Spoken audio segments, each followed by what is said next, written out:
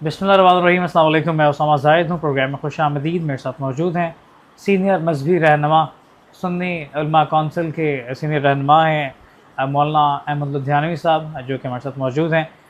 मौलाना साहब इससे पहले मुख्तलिफ़ प्लेटफार्म पे मुख्तलिफ़ इशूज़ पर आवाज़ बनते रहे। ख़त्म नबूवत का एक कॉज हो, दीगर मजहबी मामलात हों। लास्ट टाइम भी मुबारक सानी केस पर भी हमने देखा कि मुख्तलिफ़ पॉलिटिकल लीडर्स जहाँ पे डिस्कस होते रहे, मौलाना अहमद लुधियानवी साहब भी सर फ़हरिस्त रहे।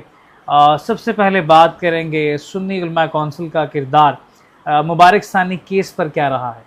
बिस्मिल्लाहिर्रहमानिर्रहीम। मुबारक सानी केस के उन्वान के ऊपर जैसे मुल्क की बाकी दीनी जमातों ने उसमें भरपूर किरदार अदा किया, हम भी किसी से पीछे नहीं थे। और जब चीफ जस्टिस साहब ने एक मुतनाज़ा फ़ैसला दिया, उसके ऊपर बाकी जमातों का रद्द अमल जो था वही रद्द अमल हमारा था। उसमें हम में और बाकी जमातों में इस बात के ऊपर कोई अख्तलाफ नहीं था, एक मुत्तफ़िका हमारी राय थी। फिर हमने सबसे पहले 9 अगस्त को इस्लामाबाद में सबसे पहला जो इसके ऊपर बड़ा मार्च किया, आप परा से शुरू होकर के सुप्रीम कोर्ट तक, वो हमारी जमात का मार्च हुआ। पाकिस्तान में किसी जमात ने, बाकियों ने रद्द अमल सब ने दिए अपनी अपनी जगह के ऊपर, अपने स्टेजों के ऊपर उसका तज़किरा किया, चीफ जस्टिस की मजम्मत की, मगर हमने सबसे पहले जो जुलूस निकाला वो हमारे हिस्से में आया। और 9 अगस्त के मार्च के बाद फिर बाकी जमातों ने भी मार्च किए। मैं तनकीद तो नहीं करता, मगर हमारा मार्च जो था वो शायद उस तरह का मार्च कई जमातें मिल कर के भी नहीं कर सकी। अच्छा, और अल्लाह का शुक्र है। मौलाना साहब, पीर ज़हीरुल हसन शाह साहब तरीक़े लब्बैक के नायब अमीर हैं। उन्होंने लाहौर प्रेस क्लब के सामने खड़े होकर काजी फ़ाइज़ के सर की 1 करोड़ रुपए कीमत लगाई। आप समझते हैं कि इस तरह के बयानात होने चाहिए? क्या आप उस बयान की हिमायत करेंगे या उसकी मुखालफत करेंगे? देखें, अदालत अदालत है। अदलिया में बैठे हुए जजेस जो हैं, फ़ैसले उन्हें अदालत को सामने रख कर के करने चाहिए। फ़ैसले गलत आ जाएं तो हमारे पास हक़ है, आज़ादी राय का हक़ है, मैं उसके ऊपर बात कर सकता हूँ। मेरे पास कितने फ़ोरम हैं, मैं वहाँ जा सकता हूँ, एक नहीं दूसरा तीसरा चौथा, जलसों की शक्ल में, जुलूसों की शक्ल में। मेरे पास जब ये इख्तियारात हैं, मुझे उस पर बात करनी चाहिए। ये सर कलम करने और गोलियाँ मारने और उड़ा देना और ये करना ना इस्लाम इजाज़त देता है, ना कानून इजाज़त देता है, ना इखलाक इजाज़त देता है, ना इससे मसाइल हल हुआ करते हैं।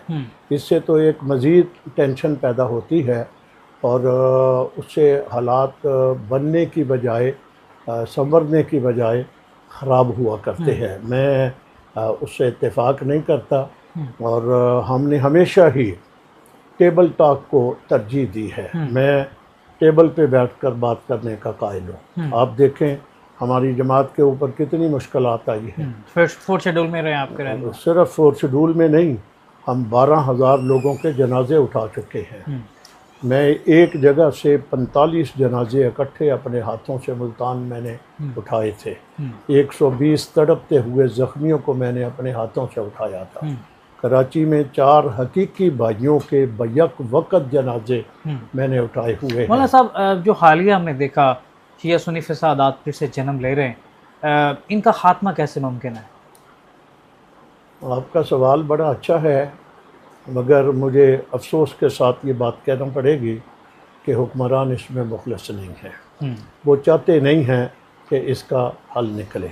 ये मैं इसलिए कहता हूँ, पहले एक वक़्त में मुल्क की जमातों के ज़िम्मेदारान ने मिली यकजहती कौंसिल बनाई, जिसमें मौलाना फजलुर रहमान साहिब, मौलाना समीउल हक साहिब, काजी हुसैन अहमद साहब, मौलाना अहमद शाह नूरानी साहिब, उस पाए के लोग यहाँ बैठे थे और उन्होंने बैठ कर के चाहा था कि ये फसाद जो है इसका ख़ात्मा होना चाहिए। लड़ाइयों से, कत्ल क़ताल से मसाइल नहीं हल होते। तो उस मिली यकजहती कौंसिल का फिर एक ज़ाब्ता इखलाक बना था जिसके ऊपर तमाम जमातों के दस्तखत मौजूद हैं। मैं आपकी वसातत से, गवर्नमेंट से भी, बाकी जमातों के ज़िम्मेदारों से भी यही अपील करूँगा कि वो ज़ाब्ता जो मिली यकजहती कौंसल ने बनाया, जिसके ऊपर अल्लामा साजिद नकवी के दस्तखत मौजूद हैं, उसके ऊपर मौलाना ज़ियाउर रहमान फ़ारूकी, मौलाना आजम तारक, मौलाना ज़ियाउल कासमी और दीगर जमातों के ज़िम्मेदारों के दस्तखत मौजूद हैं, उस ज़ाब्ते के ऊपर अगर अमल हो जाए तो ये ख़ात्मा शिया सुन्नी फसाद का हो सकता है। आपने टेबल टॉक की बात की, मोहसिन नकवी से मुलाकात, एस्टेब्लिशमेंट की मीटिंग में मुलाकात, आप पर तनकीद होती रहती है, क्या आप वहाँ पे टेबल टॉक के लिए मौजूद होते हैं? देखें, मैं तनकीद तो हर किसी की ज़ुबान है, जिसके मुंह में आता है वो कह लेता है। मैंने अल्लाह के फजल करम से टेबल के ऊपर बैठ कर के अपना हो बेगाना हो, मैंने किसी को अपने ऊपर हावी नहीं होने दिया। अल्लाह के फजल करम से मैं जवाब दे करके उसकी ज़ुबान को खामोश करवा देता हूँ। लास्ट क्वेश्चन करूँगा, सियासी मकासद के लिए पॉलिटिकल पार्टीज़ हमने एक पेज पे आती देखी हैं, हमने पीडीएम का वजूद भी देखा, क्या कुछ मजहबी मामलात के लिए ही सही, क्या तमाम इस्लामी जमातें एक प्लेटफार्म पे एक इत्तेहाद कायम नहीं कर सकती? मसलक क्यों आड़े है? देखें, फिर तनकीद हो जाएगी, मैंने वो करनी नहीं है। मेरी भी ख्वाहिश है जो आपकी ख्वाहिश है। अल्लाह करे कभी हमारे मुल्क के तमाम मकातबे फ़िक्र के ज़िम्मेदार उलमाए किराम को इसके ऊपर सोचने का मौका मिल जाए और 2024 के इलेक्शन का रिज़ल्ट जो है, ये रिज़ल्ट भी उनके लिए लम्हा फ़िक्रिया है कि तमाम मजहबी जमातों को दीवार के साथ लगा दिया गया है।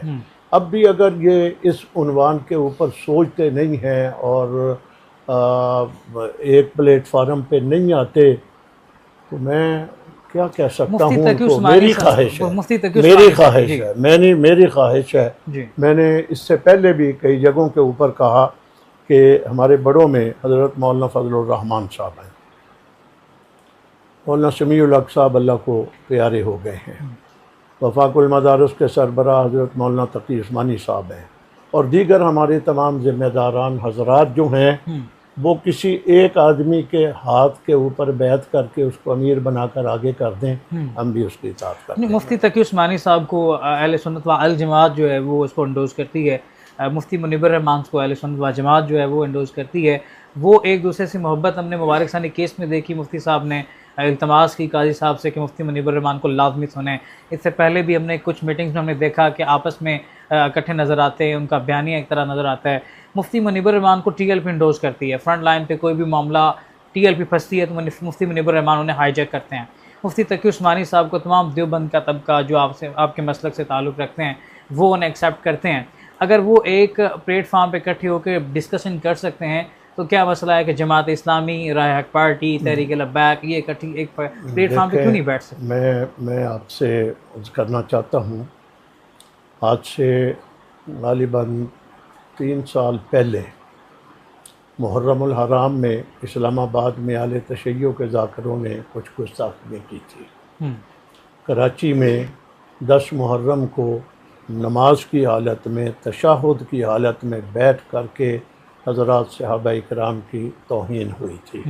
यहाँ लाहौर में कुछ गुस्ताखियों के वाक़यात हुए थे।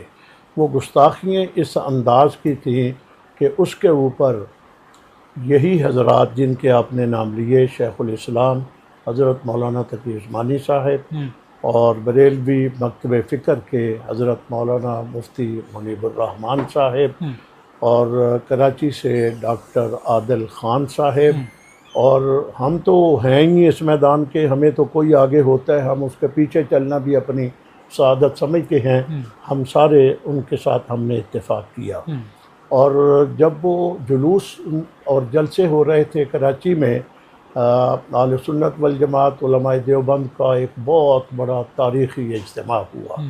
दूसरे दिन मुफ्ती मुनीब साहब ने अपना इज्तिमा किया, तीसरे दिन आले हदीस मकतब फ़िक्र ने तीसरा किया। ठीक है। तो मैंने उस वक़्त कारी हनीफ जलंधरी साहब जो वफाकुल मदारिस अरबिया के नाज़िम आला हैं, हमारे दोस्त हैं, मैंने बेतकल्फ़ी में उनसे कहा था कि मुफ्ती मुनीबुर रहमान साहब को आगे कर दो, हम्म, इस तहरीक का उनको सरबराह बना दो, हम्म, हम उनके कारकुन बनेंगे और कारकुन बन करके चलेंगे। चूँकि उन्वान जिसके ऊपर हमारा तो खून लगा हुआ है, हमारी क़यादतें कुर्बान हुई है, मुफ्ती मुनीब साहब आगे बढ़ें और हमारा ना कोई सोच भी नहीं सकते हम आगे बढ़ेंगे और उनके दस्तो बाजू बनेंगे। मगर मैं अफसोस के साथ ही कह सकता हूँ, बावजूद इसके कि मैं पीछे होकर चलना चाहता था, आगे नहीं बढ़ना चाहता था, ना मालूम कौन सी वजूहात हैं, मेरी इस ऑफ़र को कबूल नहीं किया गया। बेहद शुक्रिया लुधियानवी साहब, आप हमारे साथ मौजूद थे। मुफ्ती मुनीबुर रहमान साहब के लिए भी एक पैगाम छोड़ गए हैं। अगर वो पैगाम सुन सकते हैं तो एक बड़ा मैसेज दे दिया गया है। अगर तमाम मकाते फ़िक्र की हम बात करते हैं, पॉलिटिकल शोज़ में बैठ के बात करते हैं, अपने फ़ायदे के लिए हमने PDM का वजूद, फिर PDM 2 का वजूद देखा। मजहबी जमातें आज भी जमात इस्लामी के पास कुछ सीट कैपेबिलिटी के साथ मौजूद नहीं हैं। इसके अलावा रह पार्टी के साथ पहले 1-2 सीटें हम देखते थे, वो भी इस दफ़ा सामने नहीं आई हैं। तहरीक-ए-लब्बैक पाकिस्तान की तीसरी बड़ी जमात, एक स्ट्रीट पावर रखने वाली जमात, एक सीट के साथ मौजूद है, वो पंजाब असम्बली के अंदर। तमाम इस्लामी सियासी जो मजहबी जमातें हैं उनको साइड लाइन लगा दिया गया। क्या इत्तेहाद नहीं हो सकता, फ़िक्री इत्तेहाद, जो यकीन सियासी इत्तेहाद कह सकते हैं, क्यों नहीं हो सकता? इस सवाल के साथ मैंने आज का सेशन किया है। इसी के साथ अपने